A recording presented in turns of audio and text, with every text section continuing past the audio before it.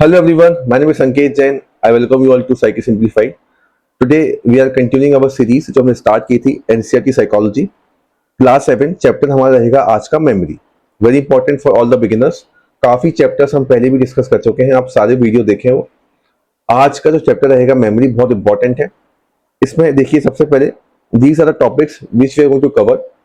Nature of memory क्या होता है, मोस्ट इंपॉर्टेंट मेमोरी में जो पढ़ा जाता है that is information processing approach. ठीक है, तो देखिए जो मॉडल की स्टार्ट होती है शुरुआत के अंदर आपको पता है कि दो स्कूल बहुत इंपॉर्टेंट होते हैं, स्ट्रक्चरलिज्म और फंक्शनलिज्म। उसके बाद में एक स्कूल निकल के आता है हमारे पास बिहेवियरिज्म। बिहेवियरिज्म में हम बात करते हैं क्लासिकल कंडीशनिंग, ऑपरेंट कंडीशनिंग जो हमने बातें की थी। उसके बाद में क्या होता है, दुनिया के अंदर कंप्यूटर्स का इमर्जन शुरू हो जाता है, कंप्यूटर्स इमर्ज हो जाते हैं। अब कंप्यूटर्स इन्वेंट हो गए तो वहां पे क्या होता है, आप कुछ इनपुट करोगे, प्रोसेसिंग होगी, सीपीयू प्रोसेसिंग करेगा, उसके बाद कुछ आउटपुट निकल के आएगा। तो इसी तरीके से ह्यूमन माइंड को भी पढ़ना स्टार्ट कर दिया जाता है और इमर्ज होता है साइकोलॉजी की फील्ड के अंदर इंफॉर्मेशन प्रोसेसिंग अप्रोच। इसको हम कहते हैं स्टेज मॉडल, पढ़ेंगे इसको, जिसमें sensory memory, short term memory, long term memory होती है। लेवल ऑफ प्रोसेसिंग अप्रोच भी होता है। लॉन्ग टर्म मेमोरी के क्या अलग अलग पार्ट होते हैं उनको हम देखेंगे। फॉरगेटिंग कैसे होती है, चीजों को भूल जाना कैसे होता है, और अपनी मेमोरी को आप बेटर कैसे कर सकते हैं। ठीक है, छोटा चैप्टर है लेकिन काफी इंपॉर्टेंट है। उससे पहले देखिए हर चैप्टर में हमने इंपॉर्टेंट कोट की है। देखिए बहुत ही इंपॉर्टेंट कोट यहाँ पर लिखी हुई है, बहुत ही डीप। आपको यहाँ पर एक कोटेशन देखने को मिलेगी, the advantage of bad memory is that one enjoy several times the same good things for the first time. क्या बताने की कोशिश कर रहे हैं कि ये बताने की कोशिश कर रहे हैं कि जो फॉरगेटिंग है ना, फॉरगेटिंग में कोई दिक्कत नहीं है, फॉरगेटिंग मतलब ठीक है, होनी चाहिए। फॉरगेटिंग जैसे आप मान लीजिए, आप हर एक चीज अगर आपको याद रहेगी तो फिर कैसे मजा आएगा जिंदगी जीने में। अगर आप कुछ चीजों को भूलोगे तभी तो मजा आएगा। आपने किसी के साथ में मूवी को देखा, अगर वो मूवी आपको एग्जैक्टली वैसे की वैसी याद रहेगी हमेशा, तो फिर आप उस मूवी को रिकॉल क्यों करोगे, कोई पॉइंट ही नहीं है। हम हमारा कोई फेवरेट गाना होता है, हम उस गाने को फिर से सुनते हैं, रिलाइव करते हैं, मजा आता है हमें। तो ऐसा क्यों हो रहा है, क्योंकि हम कुछ हिस्सा उसका भूल जाते हैं, लेकिन एक्सपीरियंसेस हमेशा रहते हैं। मेमोरी हमारी फेड हो जाती है, लेकिन उस मेमोरी से रिलेटेड जो इमोशंस होते हैं ना, वो स्टे करते हैं, वो रहते हैं वहां पर। तो एडवांटेज, अगर बैड मेमोरी है, कुछ आप भूलते हैं, तो उसका मतलब क्या है, one enjoy several times the same good things for the first time. तो एक नोबल, एक फर्स्ट टाइम मतलब फीचर निकल के आता है यहाँ पर। ये बहुत इंपॉर्टेंट कोट आपको देखने को मिलेगी, you can see over here, bad memory का एक हिडन एडवांटेज होता है। तो मतलब कि फॉरगेटिंग जो है वो एक तरीके से गलत नहीं है हमेशा के लिए। बैड मेमोरी का एक हिडन एडवांटेज है, you will experience something good, memory fade over time, लेकिन उससे रिलेटेड डिटेल्स जो रहती हैं, इमोशन जो रहते हैं, वो वहीं की वहीं रहेंगे, emotion will stay over there. ठीक है, डिटेल्स आप भूल गए हैं, आप उनको रिकॉल करोगे, रिकॉल करोगे तो फ्रेश क्यूरियोसिटी होगी। ठीक है, प्योर एंजॉयमेंट निकल के आएगा, और इस तरीके से आपकी जिंदगी बेटर बनेगी, आपको नए एक्सपीरियंस मिलेंगे। ठीक है, तो बहुत डीप कोट आपको देखने को मिलेगी which is given in this particular chapter in the starting lines. Chapter की तरफ आगे बढ़ेंगे। सबसे पहले देखेंगे, देखिए यहाँ पर मैंने एनसीईआरटी का स्क्रीनशॉट लगा रखा है, नेचर ऑफ मेमोरी। मेमोरी का नेचर क्या होता है, ठीक है। तो मेमोरी मतलब क्या है, एक ऐसी प्रोसेस है जो इसके अंदर बताया गया है कि encoding, storage, retrieval. Memory refers to retaining और recalling information over a period of time, depending upon the nature, किस तरीके का काम आप करते हैं। ठीक है, फॉर एग्जाम्पल मान लीजिए आपको कोई अनफेमिलियर नंबर याद रखना है, तो उसको याद करने में आपको समय लगेगा। लेकिन कुछ फेमिलियर नंबर है जिसको आप जानते हैं, या कुछ ऐसे चेहरे हैं जिनको आप पहले से जानते हैं, उनको याद करने में आपको ज्यादा टाइम नहीं लगेगा। ये जो पूरी की पूरी प्रोसेस होती है, ये 3 हिस्से में डिवाइड होती है, this is the basic structure. इसको ईएसआर से हम याद रखते हैं, इनकोडिंग, स्टोरेज और रिट्रीवल। अब ये क्या होता है, ये इसी तरीके से काम करता है जिस तरीके से इंफॉर्मेशन प्रोसेसिंग अप्रोच या कंप्यूटर्स के बारे में हम देखने को हमें मिलता है। अब अगर मैं कंप्यूटर्स की बात करूं तो उसमें क्या होता है, पहले आप इनपुट दोगे, you will give some input. Input के बाद में क्या होता है, प्रोसेसिंग होती है, प्रोसेसिंग के बाद में एक आउटपुट निकल के आता है। तो ऐसा ही सबसे पहले इनकोडिंग होगा। कोई भी चीज आपके सामने है, कोई भी इंफॉर्मेशन आपके साथ में है, आप उसको इनकोड करोगे। जैसे मान लीजिए आप पढ़ाई करते हैं, आप एग्जाम की तैयारी कर रहे हैं, तो एग्जाम में जो भी आप किताबों को पढ़ेंगे, वो सारी इंफॉर्मेशन को आप अपने नोट्स में रखेंगे, डायग्राम बनाएंगे। तो it means you are encoding the information, जिस तरीके से आप उसको समझ सकें। फिर आप उसको स्टोर करेंगे, उस इंफॉर्मेशन को रखा जाएगा, you will keep that information in your memory, और जब जरूरत होगी आप उसको रिकॉल कर देंगे, that is retrieving the information. Simple example, आपने फोन नंबर को देखा, रीड किया, आपने उसको अपनी मेमोरी में रखने की कोशिश की और फिर आपने उसको रिकॉल करने की कोशिश किया जब आपको उस नंबर को डायल करना था। तो इस तरीके से ये हमारी प्रोसेस होती है ना। अगर मेमोरी, अगर मान लीजिए इनकोडिंग सही नहीं होगी, आप एग्जाम की तैयारी करते हैं, आपने नोट सही नहीं बनाए, डायग्राम सही नहीं बनाए, तो वो चीज को आप लंबे समय तक स्टोर नहीं कर पाओगे और फिर जब जरूरत पड़ेगी आप उसको रिट्रीव नहीं कर पाओगे। ठीक है, तो इस तरीके से ये हमारा सिस्टम काम करता है और इसी को अपन क्या कहते हैं, इसी को अपन कहते हैं इंफॉर्मेशन प्रोसेसिंग अप्रोच और इसी को ही कहा जाता है स्टेज मॉडल। ठीक है, इसको हम कहते हैं मल्टी मोडाल मॉडल भी कहते हैं इसको, कहीं कहीं इसको 3 स्टेज मॉडल भी कहते हैं। तो क्या हो रहा है, it is working like a computer system. जैसे कंप्यूटर्स में क्या होता है, आपके पास सीपीयू होता है, इस तरीके से काम होगा। अब आपने एक दिया इनपुट, हम कंप्यूटर्स को भी इनपुट देते हैं with the help of keyboard और फिर प्रोसेसिंग होती है पूरी की पूरी कंप्यूटर में सीपीयू और फिर रिस्पॉन्स निकल के आता है मॉनिटर में या कुछ बोल के बताएगा कि रिस्पॉन्स होता है। तो ऐसे ही आपने इनपुट दिया, आपके पास इनपुट आया बाहर से, आपने कुछ देखा, ओके, फिर वो इंफॉर्मेशन सबसे पहले जाती है आपकी सेंसरी मेमोरी के अंदर। सबसे पहले इंफॉर्मेशन आप देते हो सेंसरी मेमोरी के द्वारा। अब ये सेंसरी मेमोरी में देखिए, बच्चों को डाउट रहता है कि सेंसरी मेमोरी की कैपेसिटी कितनी रहती है। तो आप हमेशा याद रखिएगा, सेंसरी मेमोरी की कैपेसिटी हमेशा लार्ज होती है। मतलब कितनी इंफॉर्मेशन आप दे सकते हो सेंसरी मेमोरी में। तो सेंसरी मेमोरी के अंदर आप n नंबर ऑफ इंफॉर्मेशन ले सकते हो। आपके सेंसेस हमेशा स्ट्रांग है, सब कुछ आपके पास में जो है आपके सेंसरी ऑर्गन्स के अंदर आएगा, तो कैपेसिटी तो उसकी बहुत ज्यादा है, लेकिन वो इंफॉर्मेशन बहुत ही कम समय तक वहां पर रहेगी। Very brief period of time it will be there. ठीक है, तो अभी आप मुझे देख रहे हो, एकदम से मान लो कोई तेज हवा का झोंका आया या किसी और ने आपको आवाज दी तो आपका ध्यान वहां पे भी जाएगा। फिर मान लो कोई गाना बज रहा है तो आपका ध्यान वहां पे भी जाएगा। तो कैपेसिटी तो बहुत ज्यादा है ना। आपके आईज भी एक्टिव है, ईयर भी एक्टिव है, नोज भी एक्टिव है, टच भी एक्टिव है, लेकिन बहुत कम समय तक वहां पर रहेगा। और ये आपको डिसाइड करना है कि क्या इंपॉर्टेंट है आपके लिए, आप उसी चीज को सेंसरी मेमोरी में रखोगे। दूसरा होता है short term memory. Short term memory और टेम्पररी स्टोरेज, यहाँ पर इंफॉर्मेशन बहुत कम समय के लिए रहती है। Okay, short term memory loss सुना होगा आपने। ठीक है, तो यहाँ पर 15 से 30 सेकंड का इसका ड्यूरेशन रहता है। इसकी कैपेसिटी भी बहुत लिमिटेड होती है। ठीक है, एक एक्सपेरिमेंट भी होता है इसके ऊपर जिसको करते हैं मिलर, हम देखेंगे आगे। वो बताते हैं कि इसके अंदर हम इतना आइटम ही रख सकते हैं, 7 + -2। हम इतनी चीजों को ही याद रख सकते हैं अपनी शॉर्ट टर्म मेमोरी के अंदर। और फिर इस शॉर्ट टर्म मेमोरी के ऊपर आप जब रिहर्सल करोगे फिर वो जाएगा आपका लॉन्ग टर्म मेमोरी में। एक बार इंफॉर्मेशन लॉन्ग टर्म मेमोरी में जाती है फिर वहां पर वो लंबे समय तक रहेगी, क्योंकि लॉन्ग टर्म मेमोरी की इंफॉर्मेशन होती है, सॉरी स्टोरेज हिस्सा है इसका परमानेंट, अनलिमिटेड कैपेसिटी है इसकी। ठीक है, तो इस तरीके से हमारी ये प्रोसेस काम करेगी। ओके, ठीक है ना। तो ये जैसे मान लीजिए हमारा जो हार्ड डिस्क होता है कंप्यूटर में, वो क्या हो गया आपका एलटीएम। जो रैंडम एक्सेस मेमोरी होती है वो होगी आपकी short term memory. This is the process. ये आप स्टेज मॉडल दिखेंगे। ठीक है, इंफॉर्मेशन पहले आपकी सेंसरी मेमोरी में आती है, फिर आप उसमें अटेंशन पे करोगे तो एसटीएम में, और जब बहुत रिहर्सल करोगे तो आपकी जाएगी लॉन्ग टर्म मेमोरी के अंदर।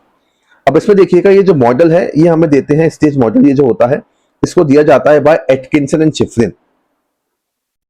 मेमोरी चैप्टर के अंदर कुछ नाम इंपॉर्टेंट होते हैं, एक होते हैं एटकिंसन एंड शिफ्रिन, ये दो नाम इंपॉर्टेंट हैं। इन्होंने दिया था स्टेज मॉडल। इसके बाद दूसरा नाम होता है क्रैक एंड लॉकहार्ट, इन्होंने दिया था लेवल ऑफ प्रोसेसिंग अप्रोच। ठीक है, और थर्ड जो है वो है बेडले एंड हिच।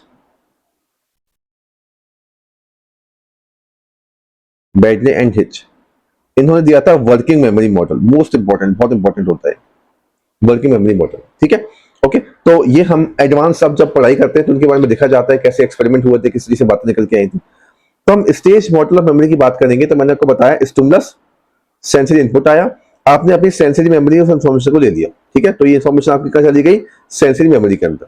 ठीक है, बहुत कम समय तक रहेगी, कैपेसिटी बहुत लार्ज है लेकिन बहुत कम समय तक रहेगी। फिर जाएगी आपकी शॉर्ट टर्म मेमोरी में जहां पर कैपेसिटी लिमिटेड है, कितना है 7 + -2, अभी मैंने आपको बताया था, ड्यूरेशन 30 सेकंड। ठीक है, और फिर जाएगी लॉन्ग टर्म मेमोरी में, वहां पर जाकर हो जाएगी परमानेंट अनलिमिटेड कैपेसिटी। और लॉन्ग टर्म मेमोरी में अगर आप समझ के चीजों को पढ़ोगे तो लंबे समय तक रहेगी। ठीक है, जैसे कि फॉर एग्जांपल हम बात करें सेंसरी मेमोरी की, पहले तो आपको सिलेक्टिव अटेंशन पे करना है, जो चीज आपको लगती है इंपॉर्टेंट है आप उसी पे आइए। दूसरा, शॉर्ट टर्म मेमोरी में आके आप रिहर्सल करो, उसकी प्रैक्टिस करो, उसको चंक में कन्वर्ट करो। चंक में कन्वर्ट करने का मतलब क्या होता है, जैसे मैंने आपको बोला कि फॉर एग्जांपल एशियान है, association of south east Asian Nations, सारे देशों का नाम याद रखना है, नहीं रख पाओगे, चंकिंग कर दो उसकी। कैसे करो? CLMV एक चंक हो गया, IMPS एक चंक हो गया, TV एक चंक हो गया। Cambodia, Laos, Myanmar, Vietnam, Indonesia, Malaysia, Philippines, Singapore, Thailand, Brunei, हो गया याद। तो इस तरीके से चंक में आपको चीजों को याद रखना है। क्यों? क्योंकि आप 7+-2 को ही याद रख सकते हो। अब ये कितने चंक हो गए? 1 चंक, 2 चंक, 3 चंक, ऐसे आप मिनिमम 5 और मैक्सिमम 9 चंक याद रख सकते हो शॉर्ट टर्म मेमोरी में, 7+-2। और ऐसे आप याद रखोगे तो होती जाएगी कि आपकी कहां पर? लॉन्ग टर्म मेमोरी के अंदर। ठीक है, तो ये हमारी कुछ चीजें होती हैं sensory memory, short term memory और लॉन्ग टर्म मेमोरी के बारे में।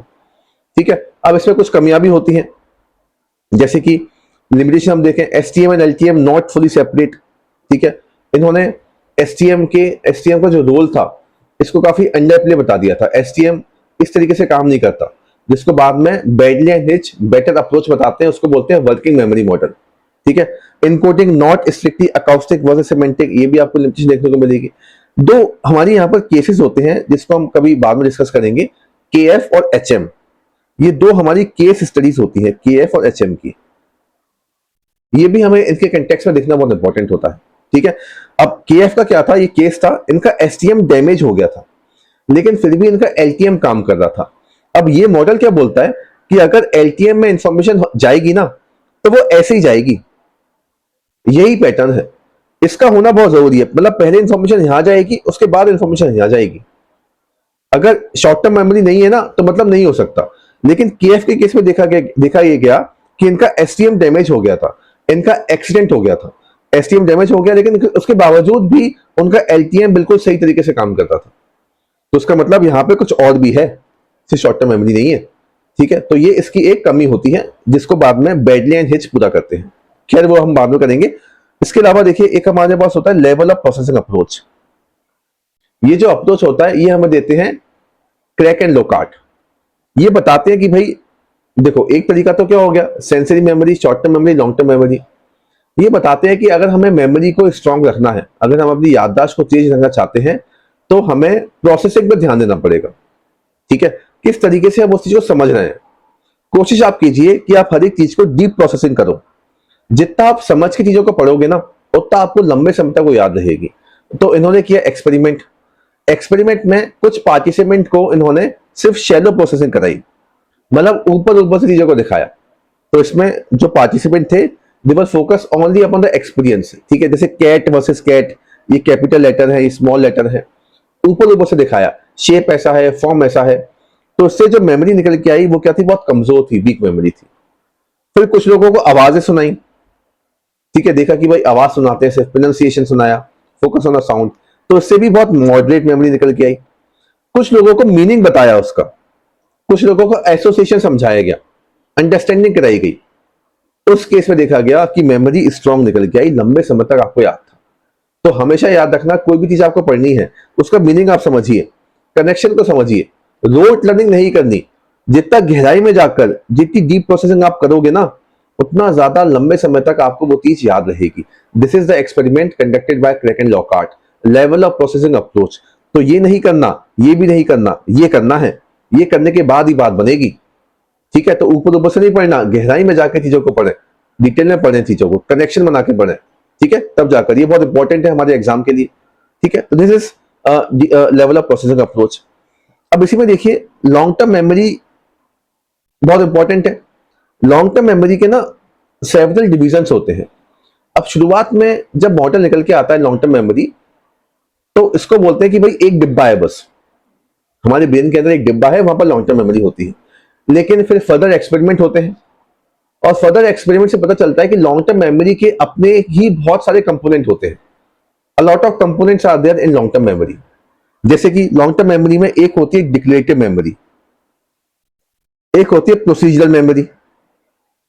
डिक्लेरेटिव मेमोरी वो होती है जो रिलेटेड होती है इंफॉर्मेशन से, मतलब जिसको आप बता सकते हो, फैक्ट हो गया, नेम, जिसको वर्बली बताया जा सकता है।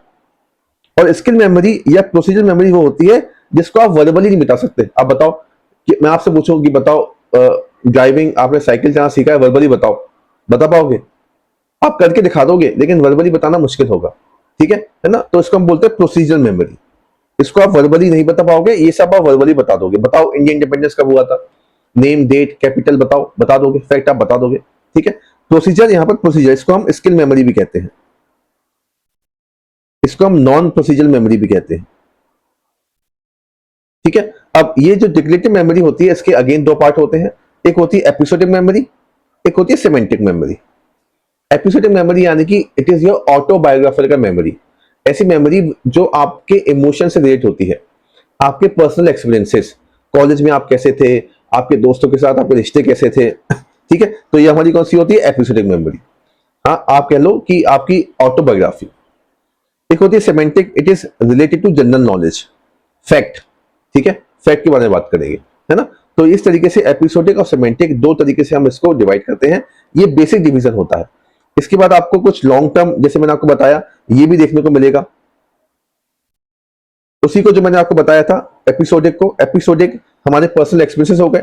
एपिसोडिक का एक और डिवीजन होता है, उसको हम बोलते हैं ऑटोबायोग्राफिकल मेमोरी। ठीक है, कि बचपन में आपके साथ में क्या क्या हुआ, क्या क्या आपके साथ में इवेंट घटी, आपकी जिंदगी की स्टेजेस, ये भी आपको याद रहती है ना।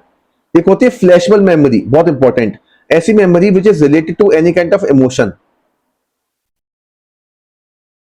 जैसे 26/11 का अटैक हुआ था, तो उस 26/11 का अटैक को जिन लोगों ने एक्सपीरियंस किया होगा ना, उसको वो हमेशा याद रहेगा, वो उसके लिए इमोशनल इवेंट थी।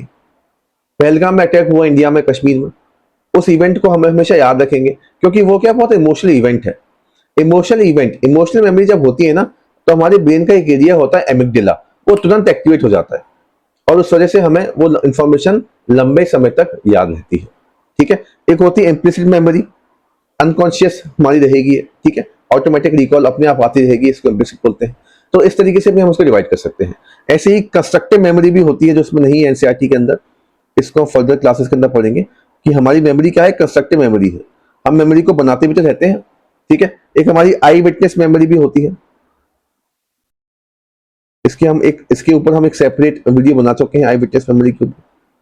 ठीक है, आई विटनेस मेमोरी जो हमें लॉफ्टस ने जो किया था एक्सपेरिमेंट, वो आपको देखने को मिलेगा। ठीक है, कंस्ट्रक्टिव मेमोरी भी होती है, जो ये बोलती है कि हमारी मेमोरी बनती भी रहती है।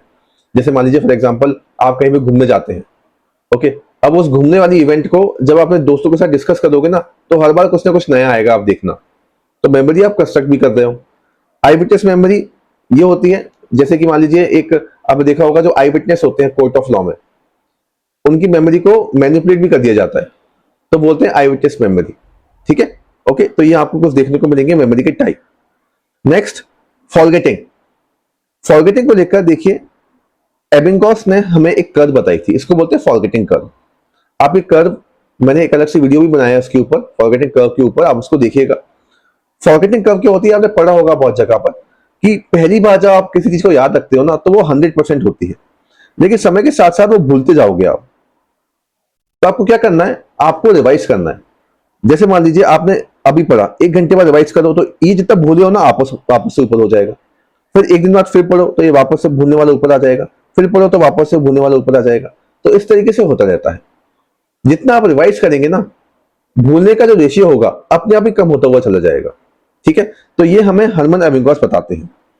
फॉरगेटिंग का मतलब क्या हो गया, इंफॉर्मेशन का लॉस हो जाना, लॉस ऑफ इंफॉर्मेशन, आप रिकॉल नहीं कर पा रहे हैं कोई भी इवेंट को। ठीक है, तो इनकोडिंग पुअर है, वीक स्टोरेज है, रिट्रीव नहीं कर पा रहे हैं, इसकी वजह से क्या होती है, फॉरगेटिंग हो जाती है ना।